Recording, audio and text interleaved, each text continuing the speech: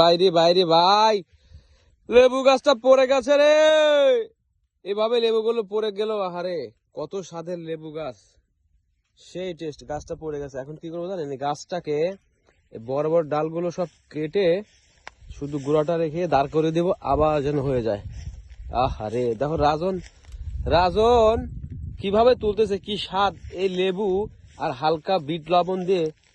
কে কে খেয়েছেন, মানে কি বলবো, রাজন যখন বিট লবণ দিয়ে খায় আমি তো দেখে শুধু অবাক হয়ে যাই। তো মাঝে মধ্যে আমি কিন্তু এই গাছে থেকে নিয়েও দুই একটা খাওয়ার চেষ্টা করি। তো যদিও মানে সেই টেস্ট, লবণ ছাড়া একটু কম লাগবে টেস্ট, কিন্তু মুখে দিলে মনে হচ্ছে ভিটামিন সি। জন্য প্রিয় খাবার এটাই, এর কার জন্য? মেয়ে মানুষের জন্য প্রিয় খাবার এটা। তাই কেন, ওনারা কি খুব ভালো পছন্দ করে? তো সেই লেবুটা হচ্ছে, এ দেখেন লেবুটা কালারটা দেখছেন, এ কিন্তু পেকে গেছে অলরেডি, মানে পেকে বলতে কালারটা এই হলুদ হয়ে আসছে। তো এই লেবু আসলে কি বলবো, খুবই মানে টেস্টি একটা খাবার। এটা দিয়ে যদি কালে খাবারের পানি তৈরি করা হয়, এটা আরো টেস্ট হয়।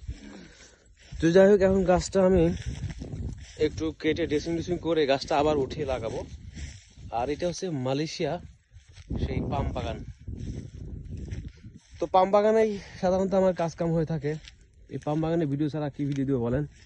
তারপরে তো আপনারা আমার ভিডিওগুলো দেখেন না, তারপর দেই আর কি করা যাবে। এই যে ছোট ছোট গাছ, আর এখানে এখন এই গাছটাকে কাটবো, কেটে গাছটা আবার দাঁড় করে দিব। এই গাছটা বহু পুরাতন গাছ, কিন্তু গাছটা প্রত্যেক বছর, গত বছর পরে গেছিল, গত বছরও এই গাছটা দাঁড় করিয়ে দিয়েছিলাম। এই গাছের ভিডিও আছে আমার প্রোফাইলে, যাবেন দেখবেন যে এই গাছের ভিডিও, গত বছরের ভিডিও আছে। অনেক লেবু ছিল এবং সেম গাছটা পড়ে গেছিল।